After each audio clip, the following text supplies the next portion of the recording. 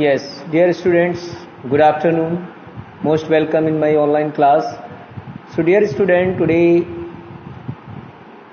again I am going to explain the question answers of chapter number 4 here in the geography. It is a very important chapter. One who student not done these question answer, so again you will revise, and today's your homework will be you will revise these MCQ type question answers and fill in the blanks and match. This all you will revise and write in your SST notebook in the geography part. Part is very important. Question number is very compulsory and very important. I want to explain again and revise this chapter for you, and you will listen this video carefully, right?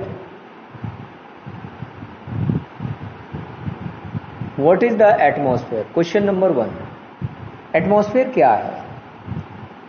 बच्चों, atmosphere को हम हिंदी में वातावरण या मौसम या वातावरण या पर्यावरण कहते हैं, लेकिन जो बात आवरण होता है, बात मीन्स होता है हवा, बात का आवरण यानी बात रोग। जैसे कभी कभी लोगों को कहते नहीं, डॉक्टर कभी बोलता है कि बात रोग हो गया, तो कभी कभी बात रोग मीन्स हवा का रोग। जैसे जहां की हवा पानी जब सूट नहीं करता है तो एक बात रोग होता है जो मोस्टली हवा में ही फैलता है, और ये हवा में फैलने वाला रोग एक बात रोग कहलाता है।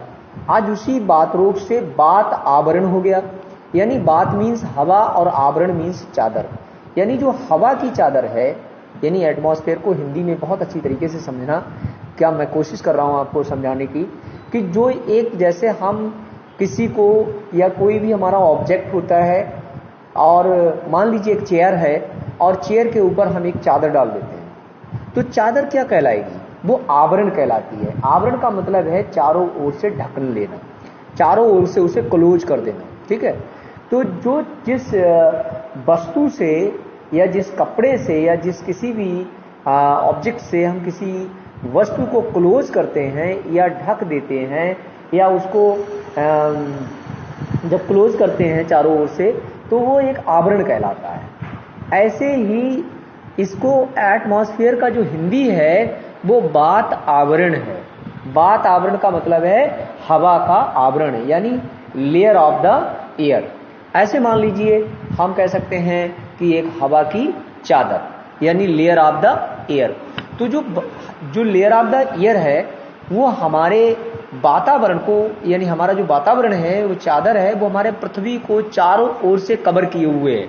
यानी हमारी पृथ्वी जो है चारों ओर से वो हवा के एक चादर से ढकी हुई है। इसी को ब्लैंकेट कहते हैं। ब्लैंकेट माने होता है सीट।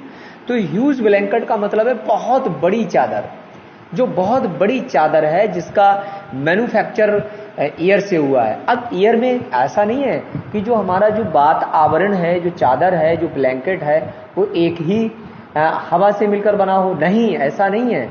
इसमें number of airs are include in this वातावरण, यानी एटमॉस्फेयर में। तो एटमॉस्फेयर जो हवा का ब्लैंकेट है, एयर ब्लैंकेट है, इस ब्लैंकेट में कई गैसों का मिक्सचर है, कंपोजिशन किया गया है, कंपोजिट हो गई हैं।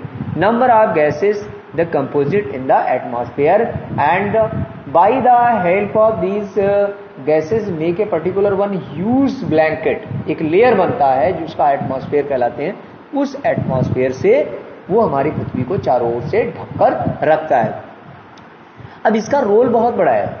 अगर पृथ्वी के जो है अपर मोस्ट लेयर पर, यानी अपर मोस्ट यानी एटमॉस्फेयर, यानी जो हमारी पृथ्वी ऊपर से चारों ओर से ढकी हुई है, तो उसका प्रेशर हम सभी चीजों पर पड़ता है। अगर वो हवा का जो प्रेशर है वो ही हमको रोके पड़ा है, वो उस प्रेशर के दबाव से, यानी हवा के दबाव से हम सारे लोग पृथ्वी पर टहलते हैं, चलते हैं।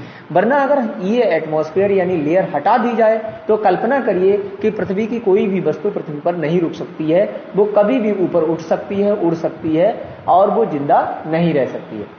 अब जब यहां पर हवा नहीं होगी तो कल्पना करिए कि कोई भी व्यक्ति जीवित भी नहीं रह सकता है। तो इसको शॉर्ट आंसर में हम कह सकते हैं, we can write this type कि the earth is surrounded by a huge blanket of the air is called atmosphere. जो हवा का एक चादर से हमारी पृथ्वी चारों ओर से घिरी हुई है उसको क्या कहेंगे हम? ब्लैंकेट ऑफ एयर, यानी शीट ऑफ द एयर, यानी चादर की, हवा की चादर. Which two gases make the bulk of the atmosphere. अब बहुत ही इंपॉर्टेंट क्वेश्चन है कि इसमें एक ही बात है. अब जो एटमॉस्फेयर है, अब इसमें ये तो पता करना बहुत जरूरी है कि भाई वो कौन सी, अब जिसमें सबसे ज्यादा गैस कौन सी है, जब से कम गैसें कौन सी है.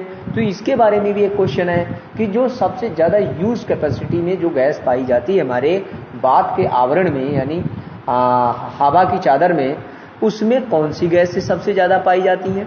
आपको क्लास में समझाया भी गया. I explained in the class, I send the video also, and sometime I send the online video, all number of times this send video and question answer. But again today I am explaining here. So nitrogen, अब two gases, the huge capacities available in the atmosphere. These are nitrogen and oxygen. अब among both gases, which gas in huge capacity? Very simple answer, nitrogen. तो nitrogen gas जो है हमारे वातावरण के अंदर सबसे ज्यादा भारी मात्रा में जो है in huge capacity available the gas nitrogen in our atmosphere, right. And second one is oxygen.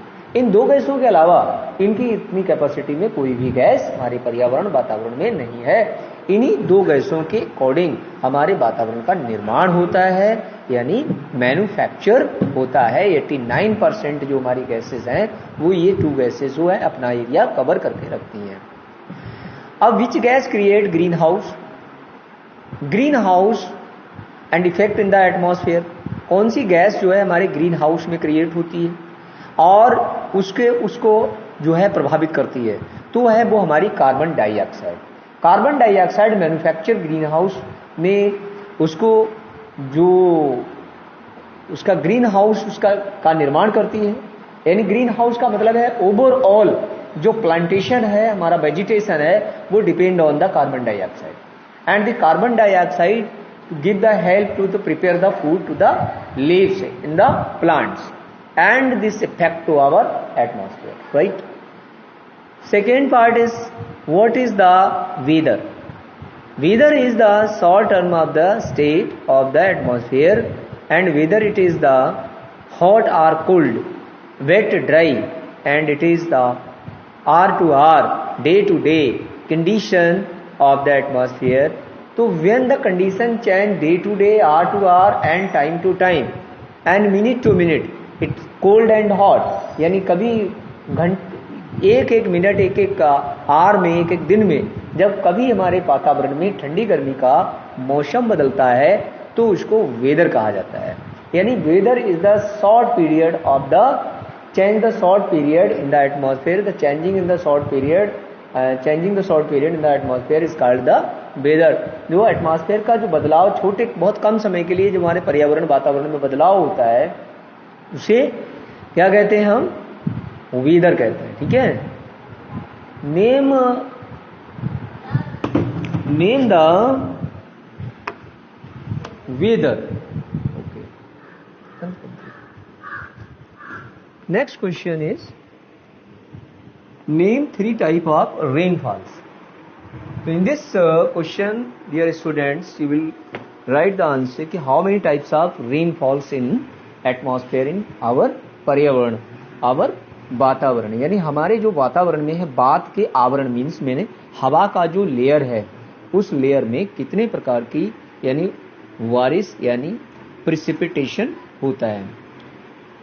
तो these are three types of rainfall are conventional, organic and